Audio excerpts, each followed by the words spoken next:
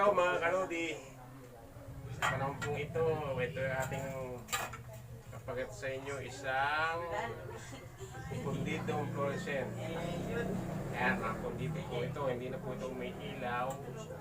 So may naisip po ako ditong paraan na pwede nating gawin at pakinabangan. Ito po. So ang gagawin natin dito ay tulin natin yung kabilang dulo para malinis natin. So ganito na yan. So ngayon lilinisin natin ngayon ito. Tubig. Tapos tumay natin yung gitna. And then yan, sunutin natin yan. Suka natin yan. Yan. Yan po ang ano ng fluorescent. Balawa natin para magawa natin ang mga bagay na dapat natin gawin dyan. Na pwede natin pakinabangan at makatulong tayo sa kalikasan. Dahil ito po ay itinatapon na lamang pagkatapos ng hindi na umiilaw. Ayan na po ano. Po natin palis na yung puti. Pwede na po natin yan magamit. Ayan. Dating ganito yan. Naging puti na. Okay. So susunod,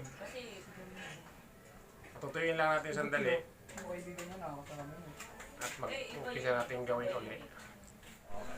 Ito na po yung nilinis natin fluorescent. So ngayon, umpisa na po natin sa isang bagay lang munang pwedeng magawa sa bagay na ito.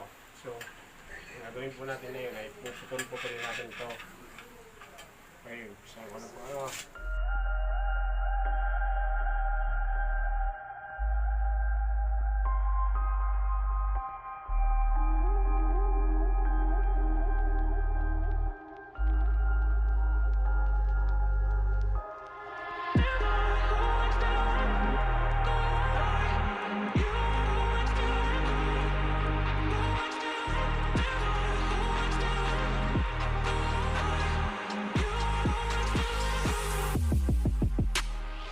Ang umpisa ng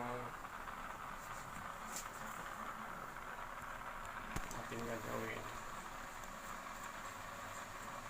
Nagawa po muna tayo ng holder para sa pag-hawakan.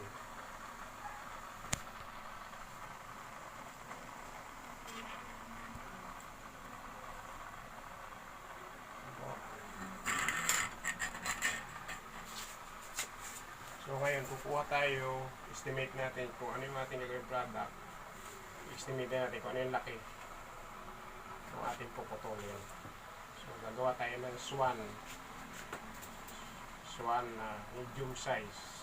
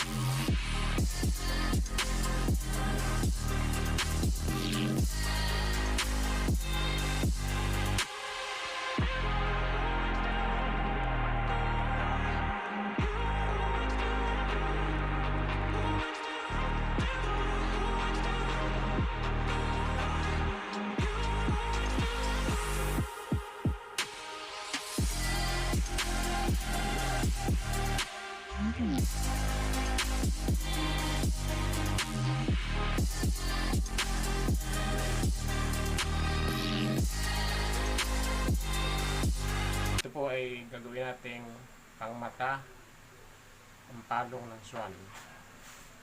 Gagawin natin yung solid na glass.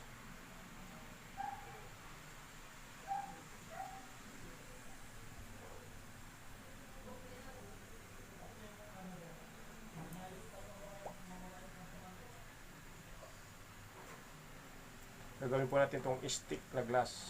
Stick. Ayan, lumit. Ayan. Gagawin natin solid. Ayan o. Ayan. Ayan. Marami po ito pwedeng gawin. Pwede natin gawin itong pagkapangalan. Ito pong bagay na ito.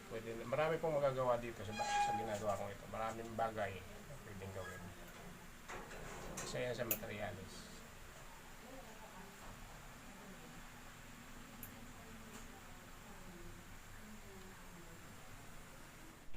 Okay. Ano po? Gawa po tayo ng swan.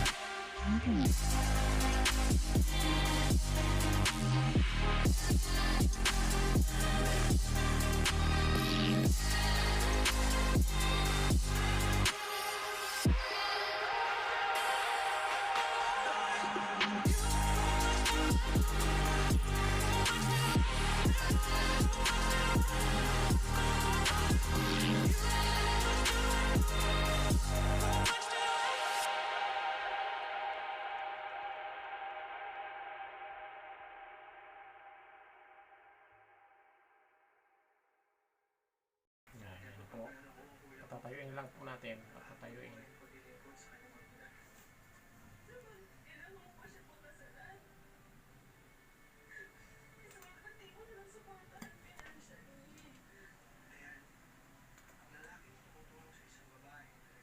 Okay. Pag lamig, putulin natin yan. So, tapos kukulayan natin yan. Okay na po. Tapos na. So, ngayon, sa susunod, kukulayan po natin yan. Lalagyan natin ng design. Tingnan natin kung anong kulay, pwede. So, ito po yung natural na kulay niya. Yung fluorescent, naging swan. So, pwede po yan. Nagawin natin ng design, ribbon, kulay. So, yun po. Ipapakita po natin ang finished product na. Susunod.